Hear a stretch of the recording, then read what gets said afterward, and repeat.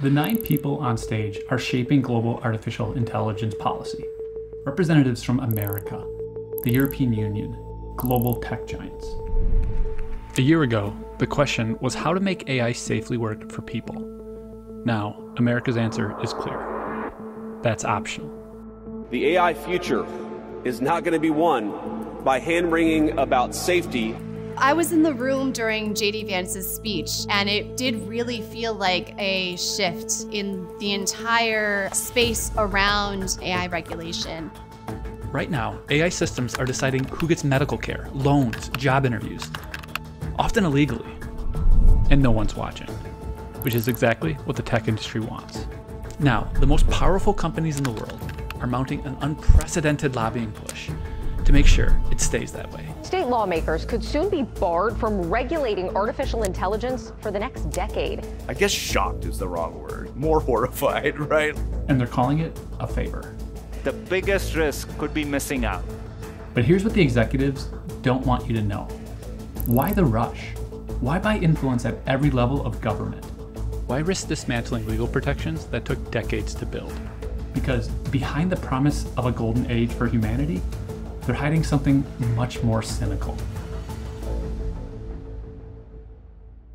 About 6 years ago, a health insurer worked with hospitals to use AI to determine patient care.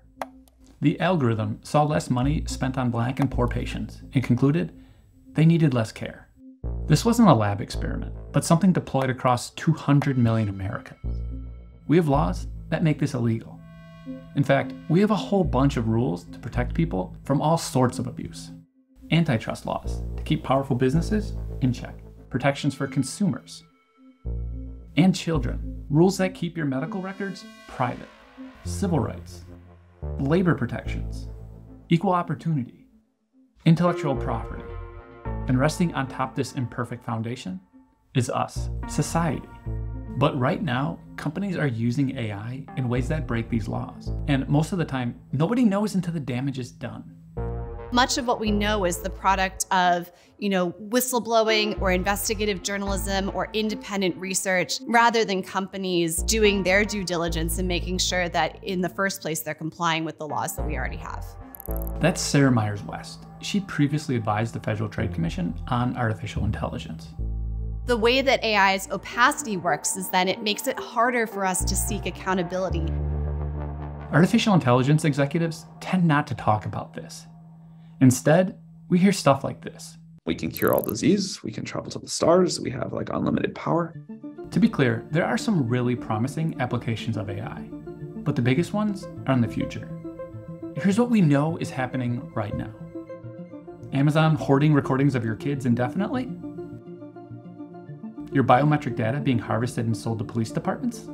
Companies rejecting job applicants based off of facial analysis? Health insurers are accused of using AI to mass reject medical claims. Landlords may use it to collude around rent prices. There's probably more. We don't know because there's no federal laws that require companies to tell us what's actually going on. So that's where the state stepped in. Right now, states like California, Colorado, and some others are considering bills that sort of address AI. Brian Merchant covers technology. He's been watching Silicon Valley's AI push from the beginning. These bills? According to Brian, it's basic stuff. Follow the law, be transparent about AI use, common sense guardrails to ensure AI is subject to the same rules as everything else. Then in May, something changed. Buried deep in Trump's big beautiful budget bill was a provision. Now, the tax bill bans states from regulating AI for a decade. I guess shocked is the wrong word. More horrified, right? It's pretty clear that the end game, if they're successful, is just no rules, no meaningful regulations around AI at all. After weeks of negotiations, Republicans ultimately dropped the ban. Just the fact that the Republicans and Silicon Valley are willing to sort of team up to try to do this, I think is worrying enough, and it's sort of a sign of what's to come. How does an industry manage to exert so much power that it could make it illegal for state and local governments to govern them at all for a decade? Follow the money, and that's really all you have to do. That's Ruman Chowdhury, former AI envoy for the State Department. Used to run Twitter's ethical AI team, past tense, because Elon Musk fired her. Since ChatGPT triggered the current AI gold rush, 5 major tech companies have poured over $100 million into lobbying the federal government. But there's more to it. We talk a lot about lobbying. There are also other ways in which companies influence what happens in the policy space. Major tech companies bankroll academic research, steering the whole field. This was not necessarily maliciously done, right? This comes from the fact that these companies have so much more money than academic institutions. In some ways, they're richer than the government. Foundations within this community have funded interns or full-time staff in Senate and congressional House offices around the US as public interest technologists. Theodora Skiatis worked with Ruman at Twitter. She was also a victim of Musk. But it goes a lot deeper than paying for congressional staffers to advise politicians. It's the actual bureaucracy itself. The US AI Safety Institute, housed in the National Institute for Standards and Technology under the Department of Commerce in the executive branch, increasingly has absorbed more individuals from this ecosystem. All of this influence, the lobbying, the academic funding, the staffing pipeline, it's having exactly the effect they want. I started this reporting focused on Texas. Policy experts told me that Republicans there were working on a fantastic AI bill. We're setting the tone, and it's being used as a model in other states to say, hey, this is data, it's important, let's protect it. I called, emailed. None of the sponsors would talk to me about it. Then a few weeks later, this happened. Representative Giovanni Capriglione is celebrating the success of his omnibus artificial intelligence bill. But the bill was completely rewritten, gutted. A former FTC lawyer told me that it gave the industry exactly what they wanted. Politicians are falling in line, but the public? People want more AI regulation, not less, by almost 3 to 1. And when you've spent that much money and people still think you're full of there's only one move left. We're in a race with China, and my view is if they're going to be killer robots, I'd rather they be American killer robots than Chinese. There's, for a long time, been this discourse that emerges at moments where AI is very close to being more stringently regulated, around there being an arms race between the US and China. Be afraid, be afraid. Pure evil exists, okay? It does exist, okay? And these people, they plan on dominating us in AI, in chips. Industry voices argue that if we subject AI to all the usual rules, it will slow down AI development and cause the US to lose the AI race to China. There's just one potential problem with their argument. China actually has a very developed, responsible AI framework. They are one of the best regulated AI environments in the world. I'm concerned that this kind of competitive language is a Trojan horse for deregulation, and where regulation is warranted. Even accepting the China threat at face value, there's no reason to deregulate because China isn't. In that case, what's the ultimate goal of AI companies? I asked everyone I spoke with.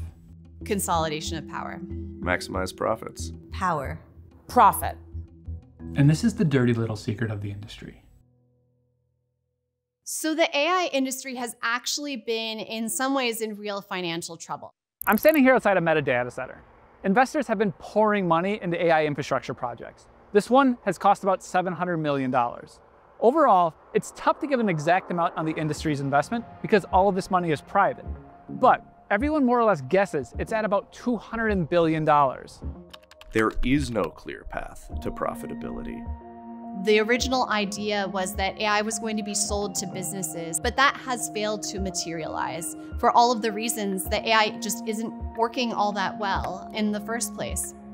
These systems require the use of immense amounts of resources, compute. They assume that if they get enough people to use a product like ChatGPT, if it's popular enough, then there just has to be a way.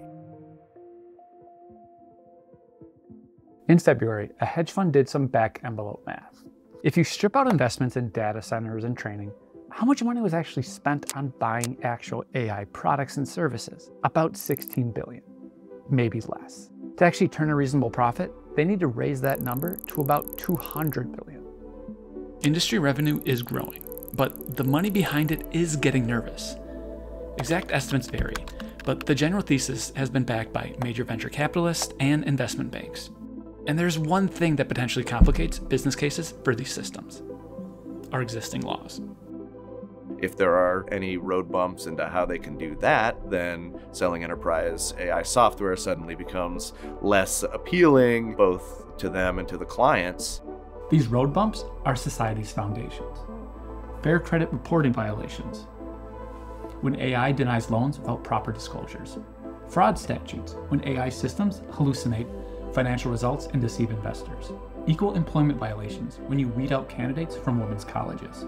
Civil rights violations, when a biased data set doesn't suggest medical care to poor or Black people. And these protections are exactly what deregulation is trying to undo. I don't see how that's good for anybody except for the few firms that are making a ton of profit off of it. But here's the thing about companies that spend hundreds of billions of dollars on products with no clear path to profitability. They try to create their own reality. So a lot of terms are being thrown around by CEOs that sound incredibly impressive. Artificial general intelligence is one. That's a theoretical type of AI that possesses human intelligence and can perform any intellectual task a person can. We said from the very beginning we were going to go after AGI. I'm sure you've heard it before. How long before we're literally dealing with a god? It used to be that like AGI was this very binary moment.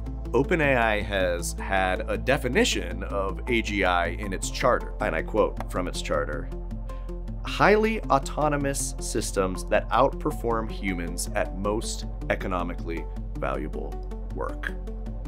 Microsoft and OpenAI have an investment deal that further defines AGI. In the contract language, specifically that they would consider a system AGI once it had generated $100 billion in profits. Let that sink in. Artificial general intelligence isn't about curing cancer or American dominance. It's about whatever makes them $100 billion. And suddenly, everything clicks. The state preemption bills, the lobbying, the policy capture, the China scare tactics, all of it designed to eliminate any regulation that might slow their path to power and profit. So you just keep that in mind whenever you hear of OpenAI talking about how it's going to cure cancer or build a technology that's going to benefit all of humanity. This is the aim. It's to build the most potentially profitable, the most business-friendly, the most worker-crushing technology in history. Thanks for watching. Be sure to like and subscribe to our channel. If you have ideas for stories you want us to uncover next, please drop them in the comments below.